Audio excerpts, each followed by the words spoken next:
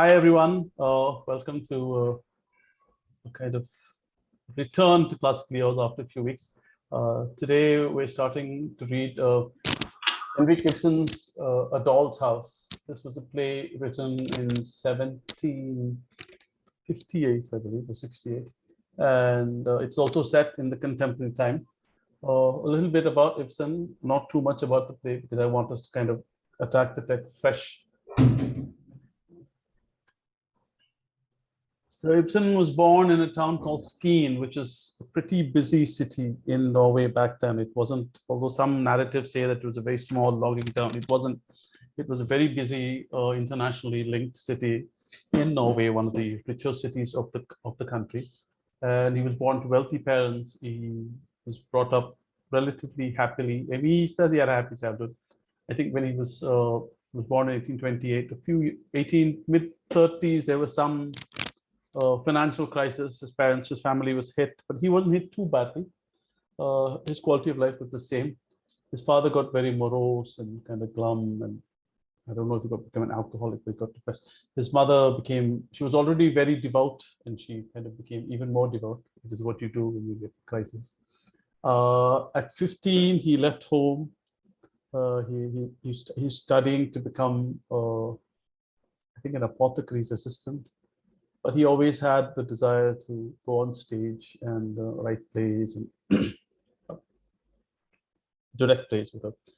And what happened was, about the time when he was in his early 20s, there was this movement in Norway to start a nationalist theater culture where they wanted people to have more input into theater and develop some kind of a national theater movement, which Ibsen was not interested in theater for that. He didn't want to write plays that were just, tooting the country's horn, like our country is the greatest theater, that kind of jingoistic stuff. He was more interested in writing plays which kind of really opened up the human condition. He had read some Kierkegaard, who was Danish, but a big influence on him in his early ages.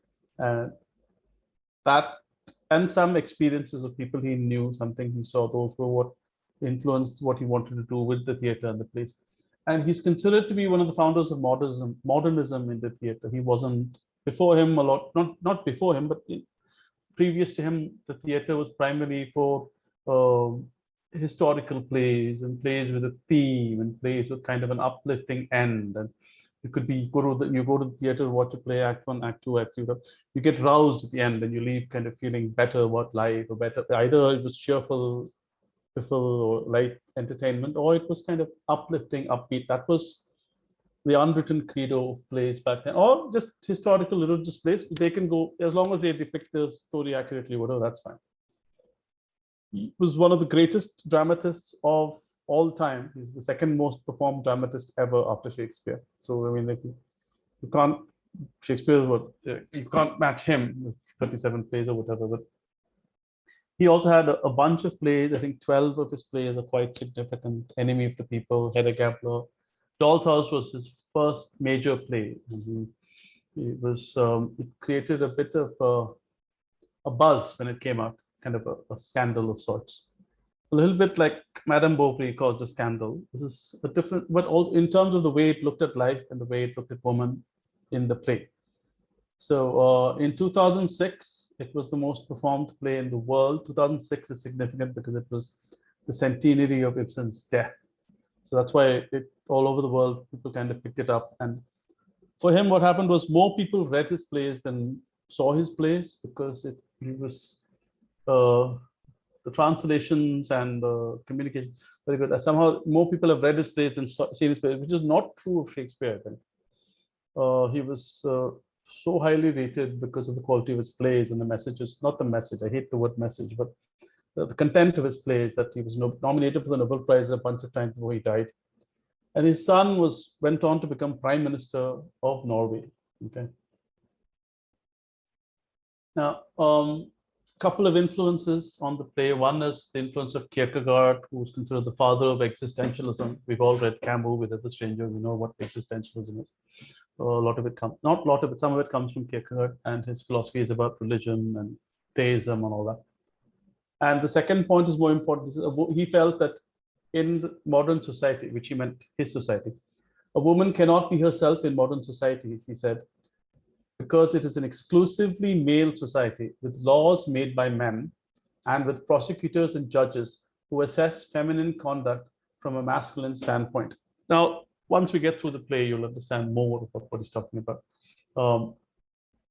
Like I said, I think we should probably spend more time after the play discussing it. I don't think we won't finish it today. It's probably going to take at least 3 sessions, if not more. I don't know if each act will fit within 1 hour, but we'll try to, and then we can have discussions about it. Okay.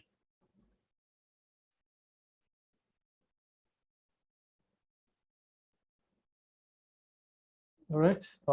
If that's fine, we'll go ahead and start the play. Okay. Now, I need to know, is this screen large enough for you guys to read? Yes. Very good. Yes, Shankar, it's fine.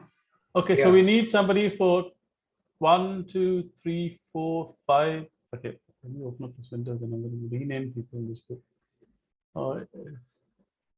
Do I have, okay, Torvald and Nora are the biggest roles. So if everyone's okay, I'll take up Torvald. If somebody else wants to also, that's fine. Any volunteers for any of the roles? If anything is open. Swati, you'll do Nora? Okay, you have to show up. Okay, it's going to be a few days. I hope you're okay. I mean, it's fine. Don't worry about it. If you can't, just get somebody else. It's not like being recorded. Okay. Dr. Rank. Who's going to do Dr. Rank?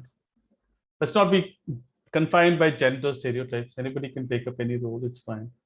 I can do Nora if nobody else is. Oh, Swati just picked up Nora. Oh, Swati did. Okay, great. Yeah. Yeah, you lost the attention. Sorry.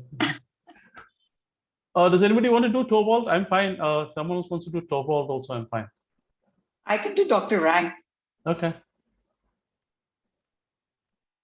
All right.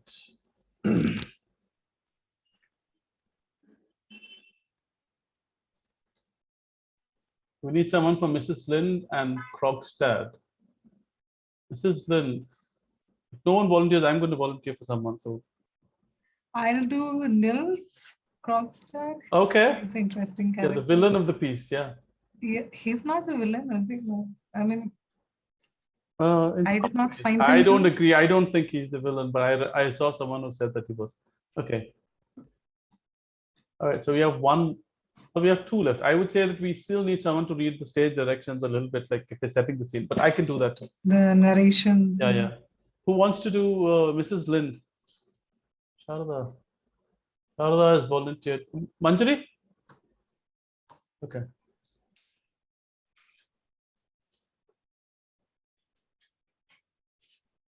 I could, Shankar, unless Mandri is doing it. Manjari was shaking her head, saying but- something, she was- yeah. Manjari, but are you she's okay on to do it? mute. Manjari, you're on mute. Mrs. Lind is not a mute character. So. Yes, yes, I Okay. can make that Mrs. Lind. All right, so they have the thing and the. Okay, good. All right. Somebody wants to do the stage directions and the minor roles, the 3 Yeah, that- children. that One person chart- can do all 3 children, actually. They don't have much to say. Hmm. Anybody wants to do children? Yeah, I could do. Yeah, do whatever. all the do the children and Anne, okay? Okay.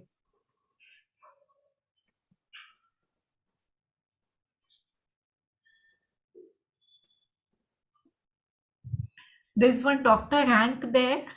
She changed her name, huh? Good. Oh, sorry, what? Rekha. Dr. Rank. Yeah, we've changed everybody's name.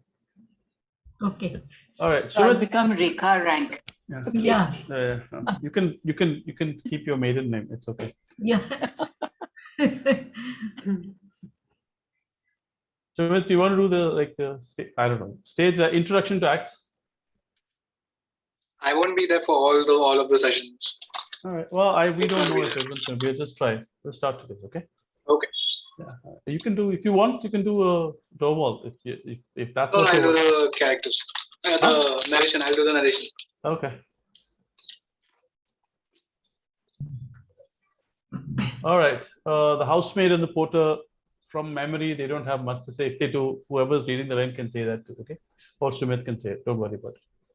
All right, let's start, okay? A Doll's House by Henrik Ibsen. Act 1. Sumit. A room furnished comfortably and tastefully, but not extravagantly. At the back, a door to the right leads to the entrance hall. Another to the left leads to Helmer's study. Between the doors stands a piano. In the middle of the left-hand wall is a door, and beyond it a window. Near the window are a round table, armchairs, and a small sofa. In the right-hand wall at the farther end, another door, and on the same side near the footlights, a stove. Sorry, I have to take this. All right. Shankar, can you read this? Yeah. A stove, 2 easy chairs, and a rocking chair. Between the stove and the door, a small table. Engravings on the walls. A cabinet with china and other small objects. A small bookcase with well-bound books. The floors are carpeted and a fire burns in the stove. It is winter. A bell rings in the hall. Shortly afterwards, the door is heard to open. Enter Nora, humming a tune and in high spirits. She is in outdoor dress and carries a number of parcels. These she lays on the table to the right. She leaves the outer door open after her, and through it is seen a porter who is carrying a Christmas tree and a basket, which he gives to the maid who has opened the door. Hide the Christmas tree carefully, Helen. Be sure the children don't see it until this evening when it is dressed. How much? 6 pence. Here's a shilling. No, keep their change. The porter thanks her and goes out. Nora shuts the door.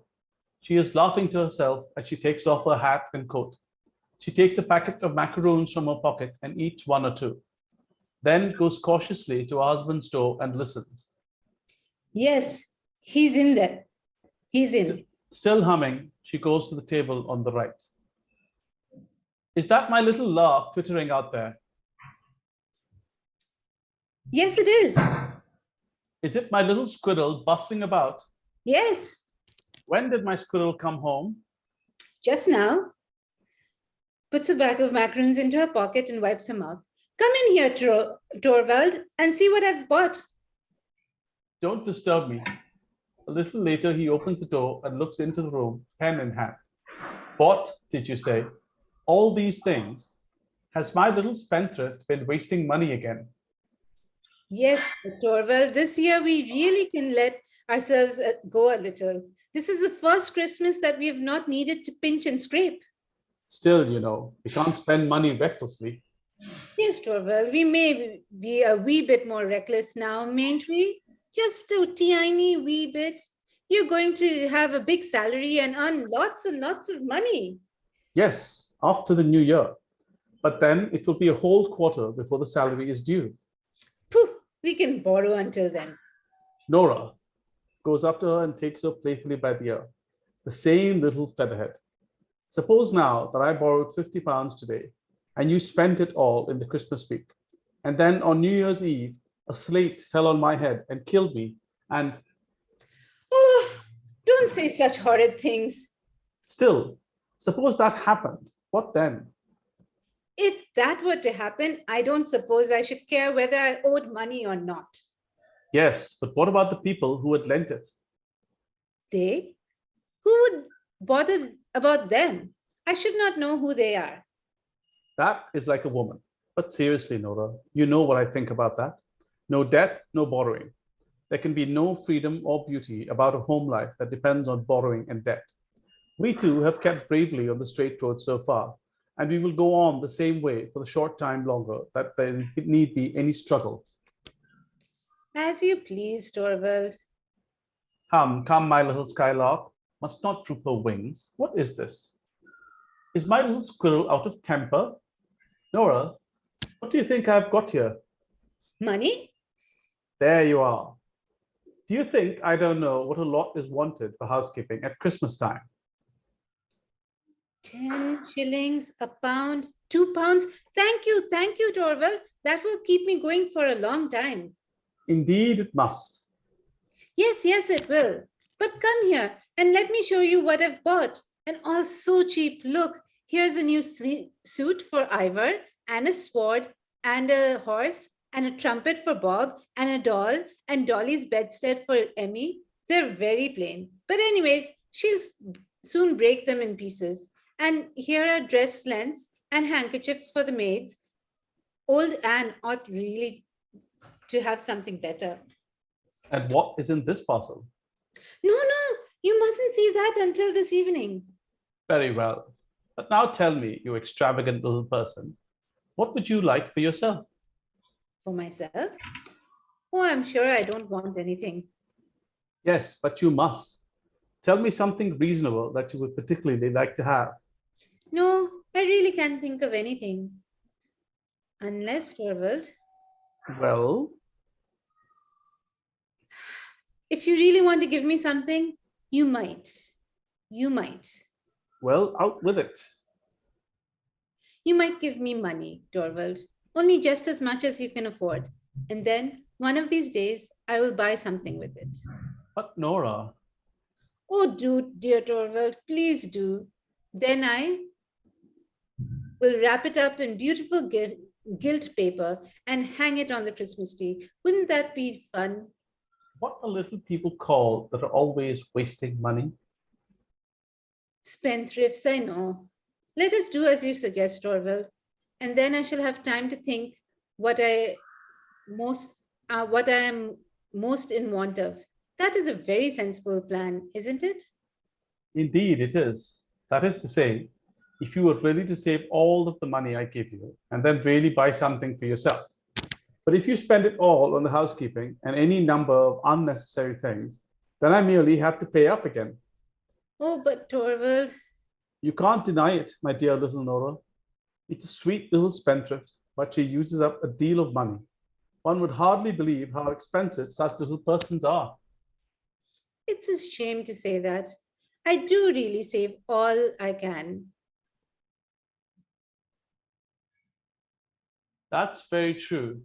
All you can, but you can't save anything. You haven't any idea how many expenses we skylarks and squirrels have, Torvald. You're an odd little soul, very like your father. You always find some new way of wheedling money out of me. And as soon as you've got it, it seems to melt in your hands. You never know where it has gone. Still, one must take you as you are. It is in the blood. For indeed, it is true that you can inherit these things, Nora. Ah, I wish I had inherited many of Papa's qualities. And I would not wish you to be anything but just what you are, my sweet little skylark. But do you know, it strikes me that you are looking rather, what shall I say, rather uneasy today. Do I?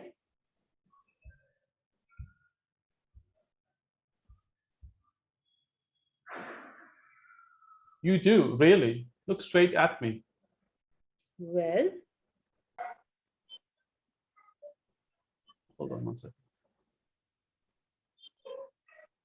Hasn't Miss Sweet-Tooth been breaking rules in town today? no, what makes you think that? Hasn't she paid a visit to the confectioner's? No, I assure you, Torvald. Not been nibbling sweets?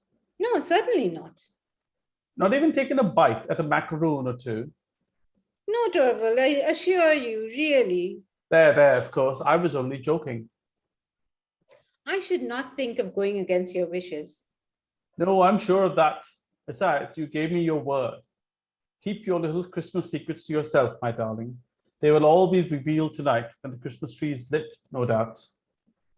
Did you remember to invite Dr. Rank? No, but there is no need. It's assumed he will dine with us. However, I will ask him when he comes in this morning. I've ordered some good wine. Nora, you can't think how I'm looking forward to this evening. So am I, and how the children will enjoy themselves, Torvald. It is splendid to feel that one has a perfectly safe appointment and a big enough income. It's delightful to think of, isn't it? It's wonderful. Do you remember last Christmas? For a full 3 weeks beforehand, you shut yourself up every evening until long after midnight, making ornaments for the Christmas tree and all the other fine things that were to be a surprise to us. It was the dullest 3 weeks I ever spent. I didn't find it dull. But there was precious little result, Nora. Oh, you shouldn't tease me about that again. How could I help that the cat's going in and tearing everything to pieces?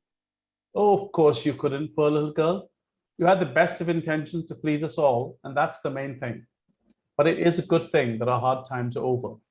Yes, it is really wonderful. This time I needn't sit here and be dull all alone, and you needn't ruin your dear eyes and your pretty little hands. No, Torvald, I needn't no longer need I. It's wonderfully lovely to hear you say so.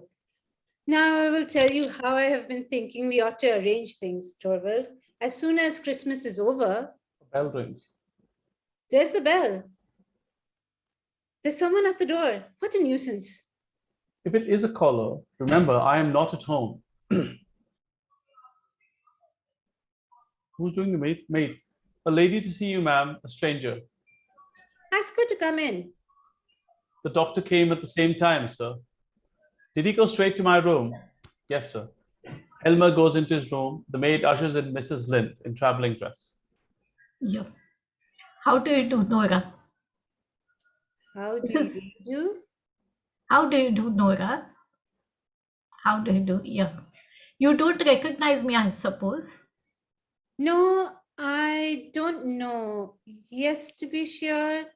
I seem to. Yes, Christine. Is it really you? Yes, it is I. Christine, to think of my not recognizing you. And yet, how could I? How you have altered, Christine. Yes, I have indeed. In 9, 10 long years. Is it so long since we met? I suppose it is. The last 8 years have been a happy time for me, I can tell you. And so now you have come into the town and have taken this long journey in winter. That was plucky of you. I arrived by steamer this morning. To have some fun at Christmas time, of course. How delightful. We will have such fun together. But take off your things. You're not cold, I hope. Now we will sit down by the stove and be cozy. No, take this armchair. I will sit here in the rocking chair. Now look at your old self again. It was only the first moment. You're a little paler, Christine, and perhaps a little thinner. And much, much older, Nora. Perhaps a little older. Very, very little. Certainly not much. What a thoughtless creature I am, chattering away like this. My poor dear Christine, do forgive me. What do you mean, Nora? Poor Christine, you're a widow. Yes, it is 3 years ago now. Yes, I knew. I saw it in the papers. I assure you, Christine, I ever so often to write to you at the time, but I always put it off, and something always prevented me. I quite understand, dear. It was very bad of me, Christine. Poor thing, how you must have suffered, and he left you nothing? No, And no children? no, Nothing at all then? not even any sorrow or grief. Well, those two words are not seen. To Grief, live upon. cry upon, yeah. But Christine, is that possible? Yeah. Sometimes it happens, Nora. So you're quite alone. How dreadfully sad that must be. I have 3 lovely children. You can't see them just now, for they're out with their nurse. But now you must tell me all about it. No, I want to hear about you. No, you must begin. I mustn't be selfish today. Today, I must only think of your affairs. But there is one thing I must tell you. Do you know we have just had a great piece of good luck? No, what is it? Just fancy, my husband has been made manager of the bank. Your husband? What good luck. Yes, tremendous. A barrister's profession is such an uncertain thing. especially if he won't undertake unsavory cases. And naturally, Torvald has never been willing to do that. And I quite agree with him. You may imagine how pleased we are. He is to take up his work in the bank at the new year, and then he will have a big salary and lots of commissions. For the future, we can live quite differently. We can do just as we like. I feel so relieved and so happy, Christine. It will be splendid to have heaps of money and not need to have any anxiety, won't it? Yes. Anyhow, I think it would be good to have what one needs. No, not only what one needs, but heaps and heaps of money. Nora, haven't you had sense yet? In our school days, you were a spendthrift. Yes, that's what Torval says now. But Nora is not so silly as you think. We have not been in a position for me to waste money. We have both had to work. You too? Yes, odds and ends, needlework, crochet work, embroidery, and that kind of thing. And other things as well. You know, Torvald left his office when we were married. There was no prospect of promotion there, and he had to try and earn more than before. But during the first year, he overworked himself dreadfully. You see, he had to make money every way he could, and he worked early and late, but he couldn't stand it and fell dreadfully ill. And the doctors said it was necessary for him to go south. You spent a whole year in Italy, didn't you? Yes, it was no easy matter to get away, I can tell you. It was just after Ivor was born, but naturally we had to go. It was a wonderfully beautiful journey, and it saved Torvald's life. But it cost a tremendous lot of money, Christine. So I should think. It cost about 250 pounds. That's a lot, isn't it? Yes, and in emergencies like that, it is lucky to have the money. I ought to tell you that we had it from Papa. Oh, I see. It was just about that time that he died, wasn't it? Yes, and just think of it. I couldn't go and nurse him. I was expecting little Ivor's birth every day, and I had my poor sick Torvald to look after. My dear kind father, I never saw him again, Christine. That was the saddest time I have known since our marriage. I know how fond of you were of. Then you went off to Italy. Yes, you see, we had the money then, and the doctor insisted on our going, so we started a month later. And your husband came back quickly. Is it quickly? What's the word? Quite Quite well. well. As sound as a bell. But the doctor? What doctor? I thought your maid said the doctor who arrived here just as I did was the doctor. Yes, that was Dr. Rank, but he doesn't come here professionally. He's our greatest friend and comes in at least once every day. No, Torvald has not had an hour's illness since then, and our children are strong and healthy, and so am I. Christine, it's good to be alive and happy, but how horrid of me. I'm talking nothing but my own affairs. You mustn't be angry with me.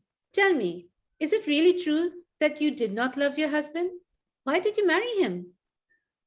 My mother was alive then and was bedridden and helpless, and I had to provide for my two younger brothers, so I did not think I was justified in refusing his offer. No, perhaps you were quite right. He was rich at that time then. I believe he was quite well off, but his business was a precarious one, and when he died, it all went to pieces, and there was nothing left. And then? Well, I had to turn my hand to anything I could find. First a small shop, then a small school, and so on. The last 3 years have seemed like one long working day with no rest. Now it is like that, Nora. My poor mother needs me no more. She's gone. And the boys do not need me either. They got situations and can shift for themselves. What a relief you must feel if. No, indeed. I only feel my life terribly empty. No one to live for anymore. That was why I could not stand the. I can't see those words on the other side. Little backwater any longer. I hope may not be here to find something which will be busy for me and my thoughts. If only I could have the Look, good luck, some regular work, office work of some kind. But Christine, that is so frightfully tiring. And you look tired out now. You had far better go away to some watering place. I have nobody to give me money for a journey, Nora. Oh, don't be angry with me. It is you that must not be angry with me, dear. The worst of a position like mine, is that it makes one so bitter. No one to work for, and yet obliged to be always on the lookout for chances. It just disappeared. hold on. Yes. Well, go ahead. Yeah. No one to work for, and yet obliged to be always on the lookout for chances. One must live, and so one becomes selfish. When you told me of the happy turn your fortunes have taken, you will hardly believe it. I was delighted not so much on your account as on my own. How do you mean? Oh, I understand. You mean that perhaps Torvald could get you something to do? Yes, that was what I was thinking of. He must, Christine. Just leave it to me. I'll broach this subject very cleverly. I will think of something that will please him very much. It will make me so happy to be of some use to you. How kind you are, Nora, to be so anxious to help me. It is doubly kind of you, for you know so little of the burdens and troubles of life. I know so little of them. My dear, small household cares and that sort of thing. You're a child, Nora. You ought not to be so superior. No? You are just like the others. They all think that I'm incapable of anything serious, Come. that I have gone through nothing in this world of cares. But my dear Nora, you have just told me all your troubles. Pooh, those were trifles. I have not told you the important thing. The important thing? What do you mean? You look down upon me altogether, Christine, but you ought not to. You are proud, aren't you, of having worked so hard and so long for your mother? Indeed, I don't look down on anyone, but it is true that I am both proud and glad to think that I was privileged to make the end of my mother's life almost free from care. And you are proud to think of what you have done for your brothers? I think I have the right to be. I think so too. But listen to this. I too have something to be proud of and glad of. I have no doubt you have, but what do you refer to? Speak low. Suppose Torvald were to hear? He mustn't on any account. No one in the world must know, Christine, except you. But what is it? Come here. Now I will show you that I too have something to be proud of and glad of. It was I who saved Torvald's life. Saved? How? I told you about our trip to Italy. Torvald would never have recovered if he had not gone there. Yes, but your father gave you the necessary funds. Yes, that is what Torvald and all the others think, but But Papa didn't give us a shilling. It was I who procured the money. You? All that large sum? 250 pounds. What do you think of that? But Nora, how could you possibly do it? Did you win a prize in the lottery? In the lottery? There would have been no credit in that. But where did you get it from then? Because you couldn't have borrowed it. Couldn't I? Why not? No, a wife cannot borrow without her husband's consent. Oh, if it is a wife who has any head for business, a wife who has the wit to be a little bit clever, I don't understand it at all, Nora. there's no need you should. I never said that I had borrowed the money. I may have got it from some other way. Perhaps I got it from some other admirer. When anyone is as attractive as I am.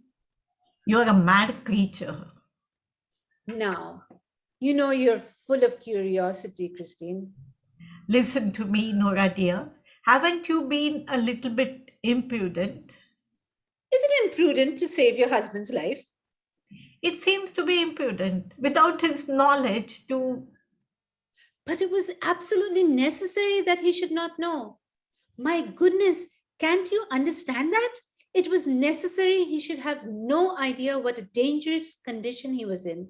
It was to me that the doctors came and said that his life was in danger and that the only thing to save him was to live in the South. Do you suppose I didn't try, first of all, to get what I wanted as if it were for myself?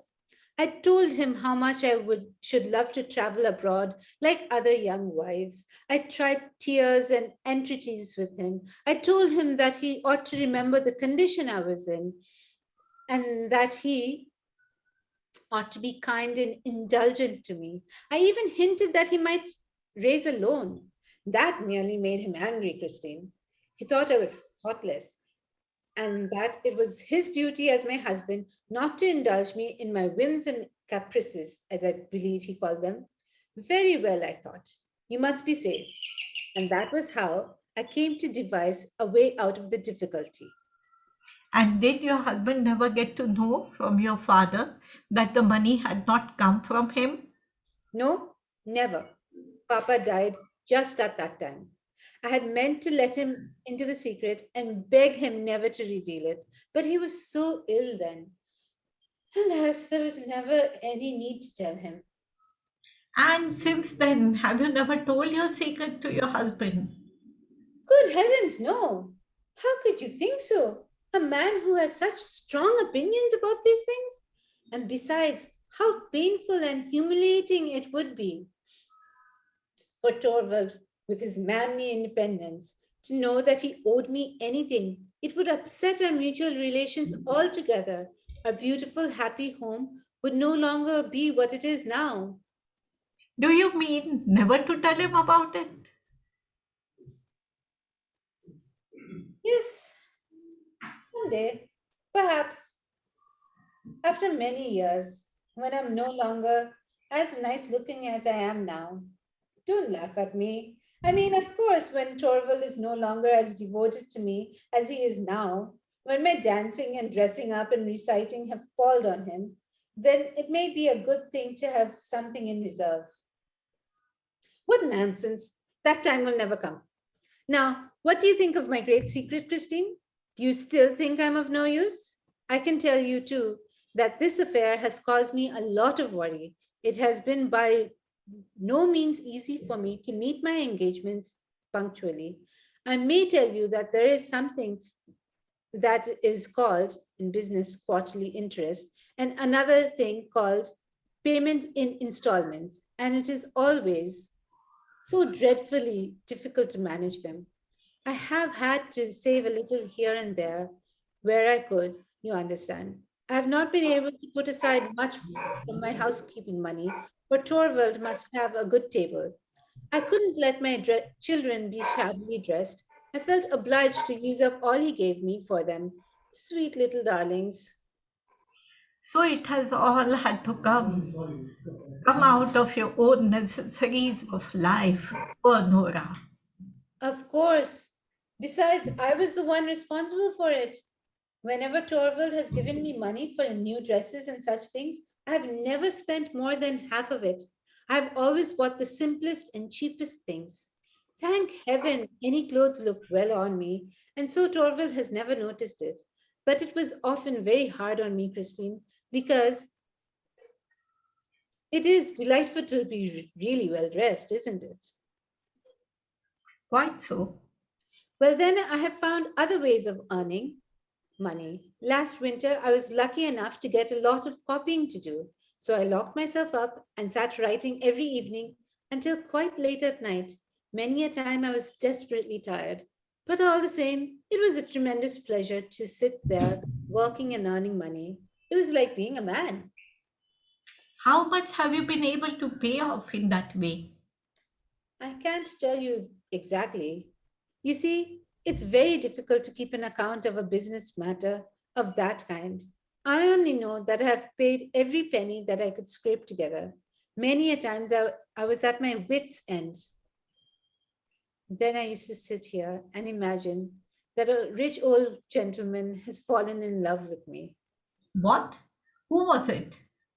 Be quiet, that he died, and that when his will was opened, it contained, written in big letters, the instruction, the lovely Mrs. Nora Helmer is to have all I possess paid over to her at once in cash. But, my dear Nora, who could the man be? Good gracious! Can't you understand? There was no gentle old gentleman at all. It was only something that I used to sit here and imagine when I couldn't think of any way of procuring money. But it's all the same now. The tiresome old person can stay where he is as far as I'm concerned. I don't care about him or his will either, for I'm free from care now. My goodness, it's delightful to think of, Christine, free from care, to be able to be free from care, quite free from care, to be able to play and romp with the children, to be able to keep the house beautifully and have everything just as Torvald likes it.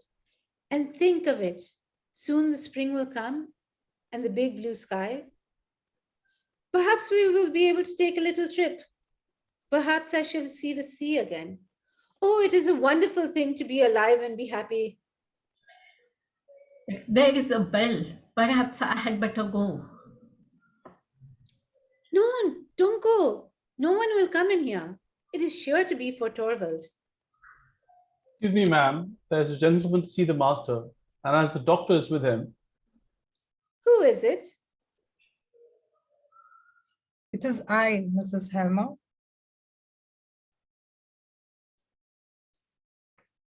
Mrs. Takes a step. Mrs. Lynn starts, trembles. Noah takes a step towards him and speaks in a strained, low voice.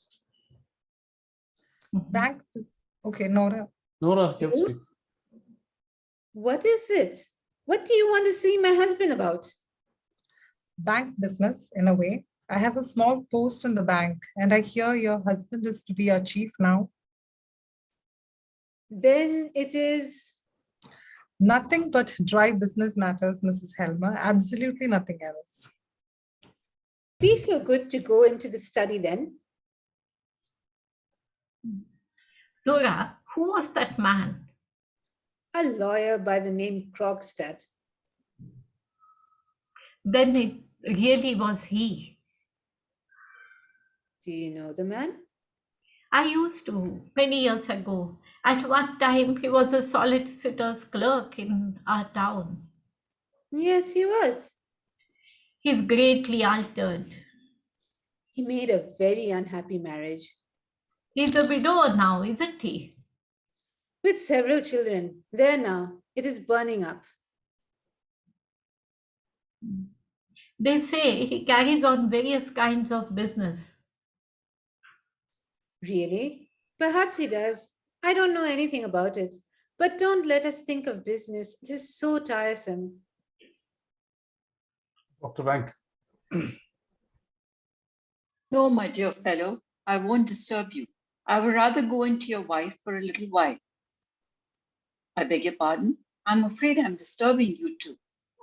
No, not at all, Dr. Rank, Mrs. Linde. I've often heard Mr. Linde's name mentioned here. I think I passed you on the stairs when I arrived, Mrs. Linde.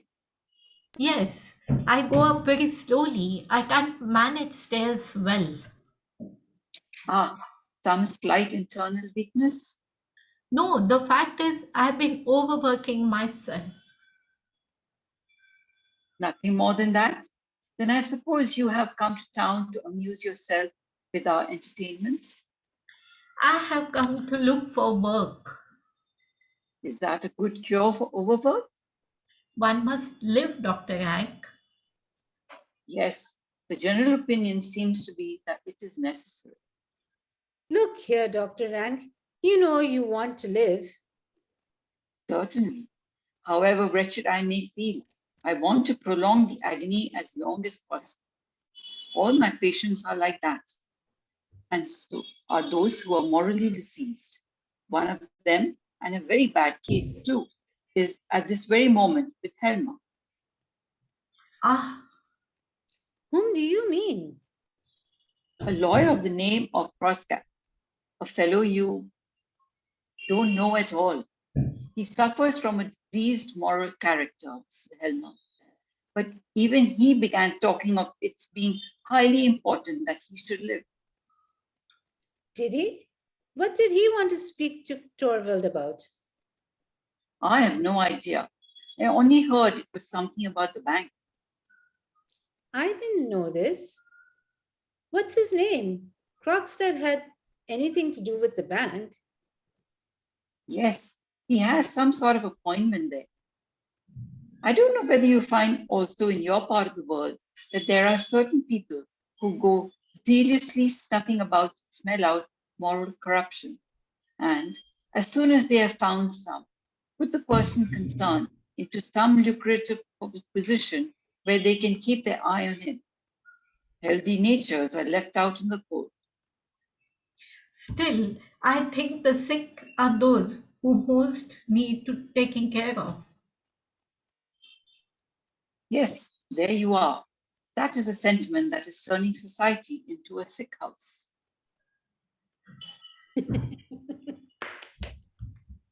Why do you laugh at that? Have you any notion what society really is? What do I care about tiresome society? I'm laughing at something quite different, something extremely amusing. Tell me, Dr. Rank, are all the people who are employed in the bank dependent on Torvald now? Is that what you find so extremely amusing? Mhm. That's my affair. It's perfectly glorious to think that Torvald has so much power over so many people. Dr. Rank, what do you say to a macaroon? What? Macaroons? I thought they were forbidden here. Yes, but these are some Christine gave me. What? I? Oh, well, don't be alarmed. You couldn't know that Torvald had forbidden them. I must tell you that he's afraid they will spoil my teeth. But bah, once in a way. Isn't that so, Dr. Rank? By your leave. You must have one too, Christine. And I shall have one. Just a little one. Or at most two. I'm tremendously happy. There's just one thing in the world now that I should dearly love to do. Well, what is that? It's something I should dearly love to say if Torvald could hear me. Well, why can't you say it? No, I daren't. It's so shocking. Shocking. Well, I should not advise you to say it. Still, with us you might. What is it you would so much like to say if Torvald could hear you? I should just love to say, well, I'm damned. Are you mad? Dora, dear. Say it. Here he is. Hush, Hush, hush. Helmer comes out of his room. Well, Torvald, dear, have you got rid of him? Yes, he has just gone. Let me introduce you. This is Christine, who has come to town. Christine, excuse me, but I don't know. Mrs. Linde, dear, Christine Linde. Of course, a school friend of my wife's, I presume. Yes, we have known each other since then.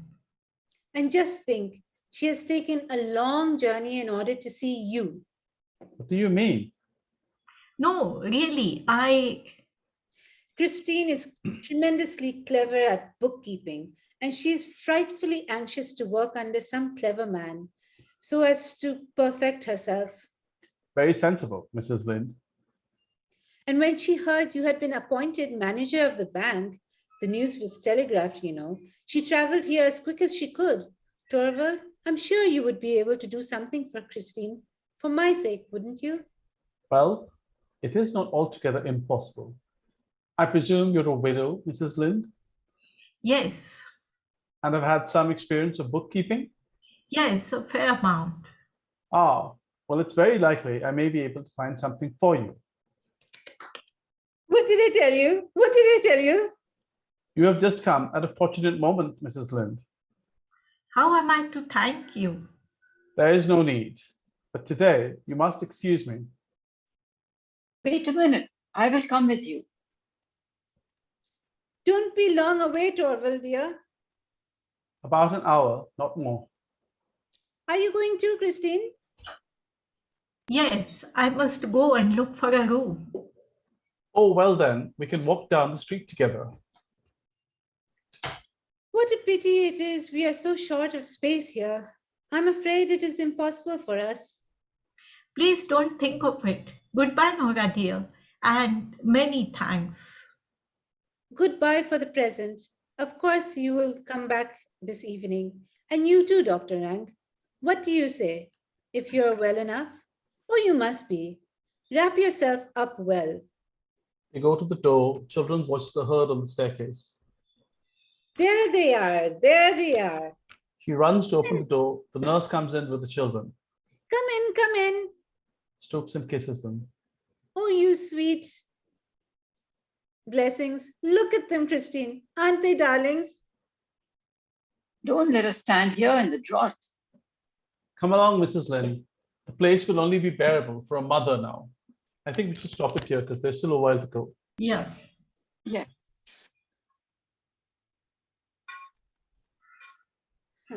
That is interesting. Actually, I don't know what the story is about. I had read it long time back, long time, and I don't really know how much I understood that time. Now I'm wondering how I read it. I wasn't sure we'd get through Act 1, actually. I thought we had enough time, but I think the presentation took a bit of minutes. And Swati, you're in every scene, by the way, just letting you know. Nora is, when Doll's House is on stage, Right. Nora doesn't get off stage at all. For 3 acts, start to finish, she's completely there. So Okay. you should probably boost yourself up with some energy drinks and all that stuff. You're not going Have some anywhere. water. Before, it's already 9, but can we just have a photo, please? Can you turn on your cameras? Ashay, Krogstad, Deepthi, Milena. I don't remember names anymore. Deepthi, Milena?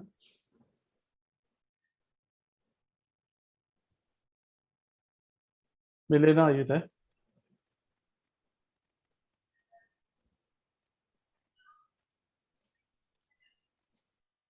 Milena doesn't seem to be here. Yeah. For a second, I thought Milena was a character from the play. This is not a character from the play. Two different names. But yeah, I don't know. Do you want to Oh, discuss? she is here. She is here. Milena, can you turn on your video, please? We're taking a picture to put on our social media. Sorry. She says she's sorry. Okay, that's fine. All right, no problem. Is she sorry for not responding? Oh, never mind. That's fine. Sorry. So, so this is considered to be both a feminist story as well as an existential story. But could already the early steps, the early indications are there.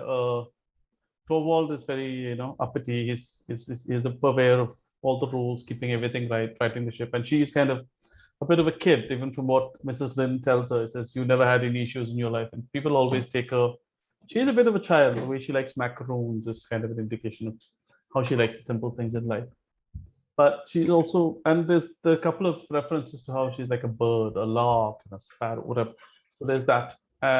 There's some impending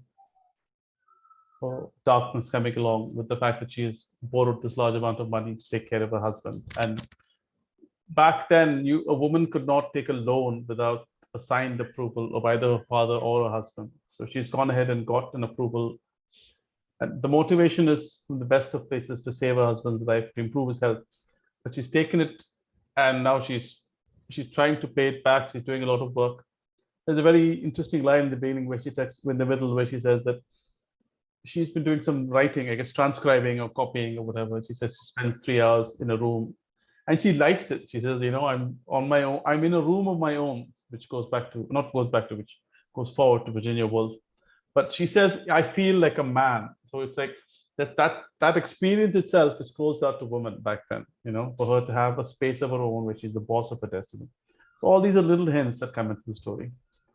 Yeah, so Mrs. Lind needs something, that's why she's there. Korkzed needs the money back, that's why he's there. Dr. Rank, we'll see why he's there, but yeah. So that character Krogstad or whoever. Krogstad, yeah. Yeah, even that villain, no?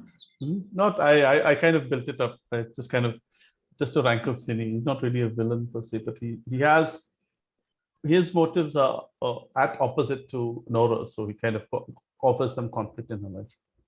Oh, it's pronounced as Mrs. Lind, not Linde?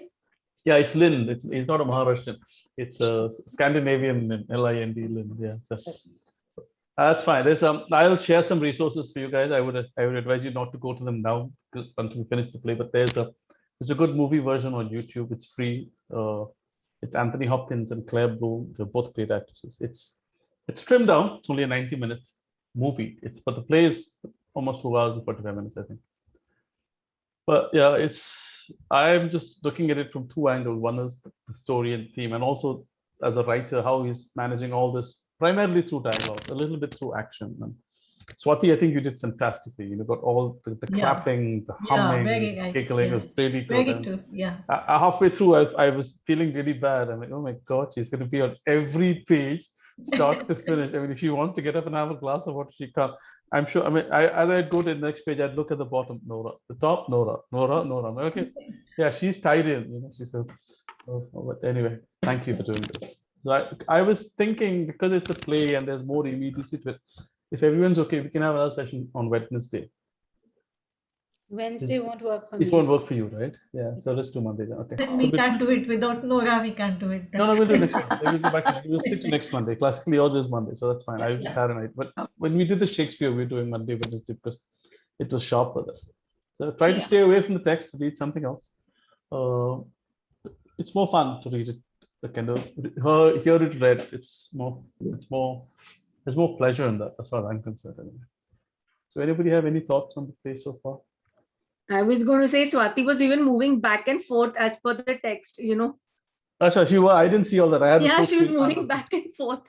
Yeah, I only realized she was really into it when I heard there was one scene where Nora clapped and Swati clapped. And she did. I'm like, oh, she was even pointing fingers. Even sighing and she was pointing fingers. Oh. Brilliant, Swati, brilliant. Very good. Character. So that's very good.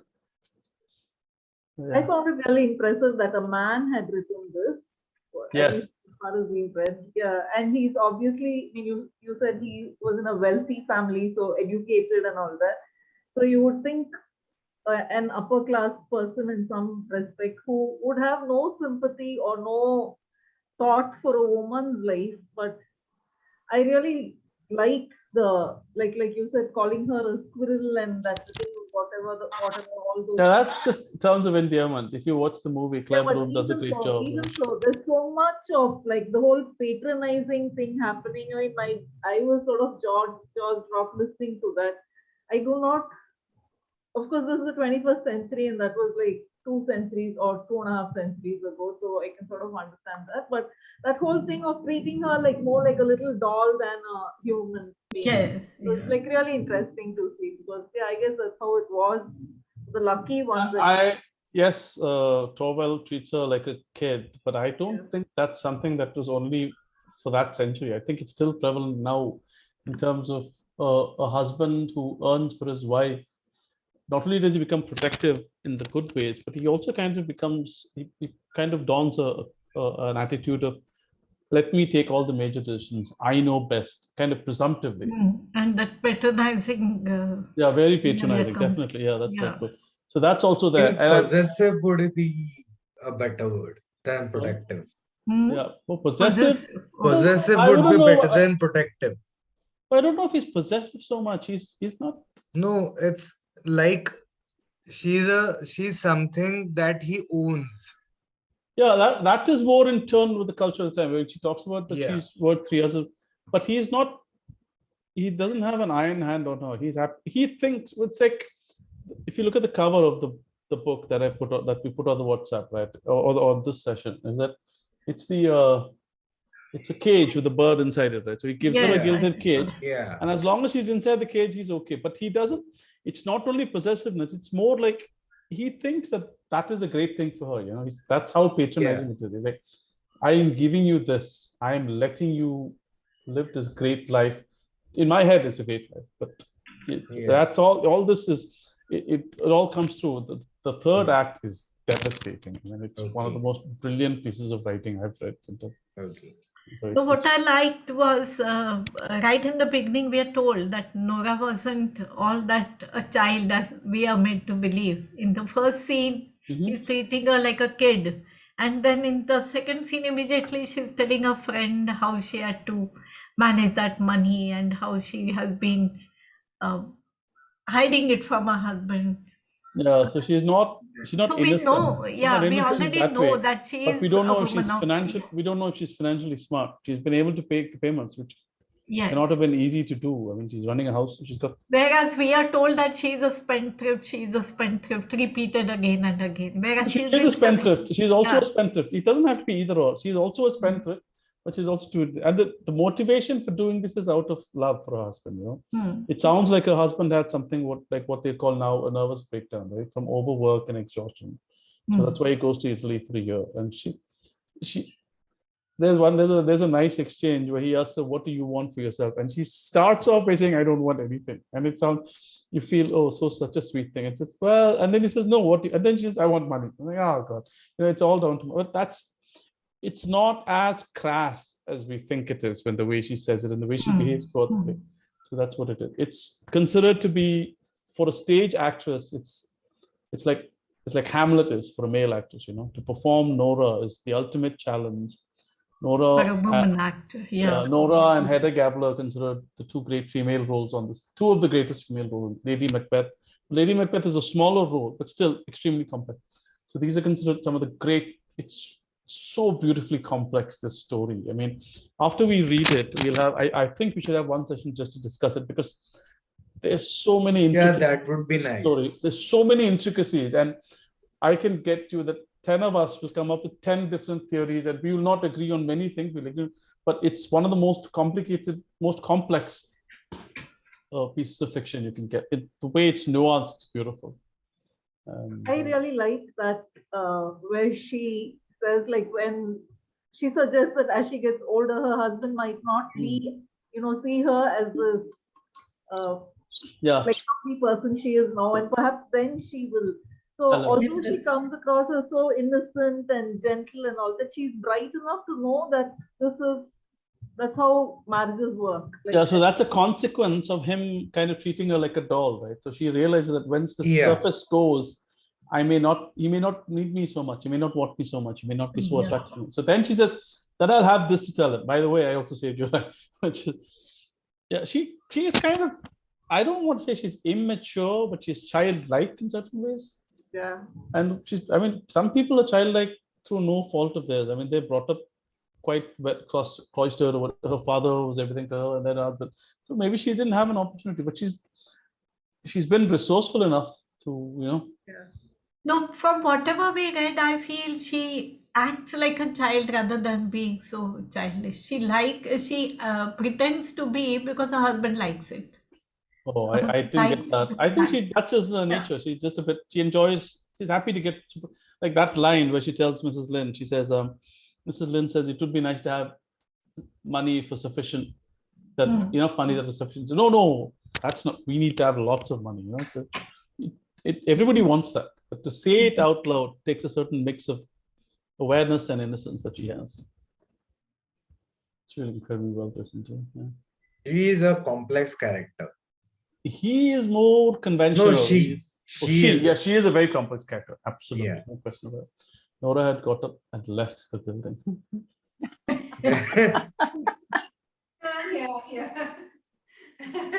Duncan, what was the last sentence? No, I said she's an incredibly complex character. I said Nora got up and left the room, but she didn't. Oh. She came back. No, the story so far is reminding me of a real life thing that happened in just before my marriage. My father would go out for many hours, and then he would come apparently to invite lots of people, and he would end up just going to one house, and my aunts would be laughing at him that, look at your father, he went out with a list of 5 people to invite, and instead he's gone to one person's house. But actually what my Mausis did not know is that my mother had cancer, and my father, without letting me know, he was going to the doctors and getting second opinions of what my mother needed to do for the cancer therapy. So that's where he was spending his time. He would say that he was going to 5 houses, but actually he was going to the hospital or to the doctors to get second opinions. Yeah, so there's so many layers, right? So many layers. Appearances, and people get judged so much on the appearance without maybe knowing what they're doing. Yeah. And for months, my Mausis thought it was the most funniest thing that, this fellow, he goes for one house and stays there forever, it seems. Only after my marriage, when they got to know that after my marriage, they decided to inform the family that she had cancer once again. So, yeah, that's when they got to know what it was about. So this is really reminding me of that at this point. Cocktail is Usini, right? Okay. Yeah, she was saying something.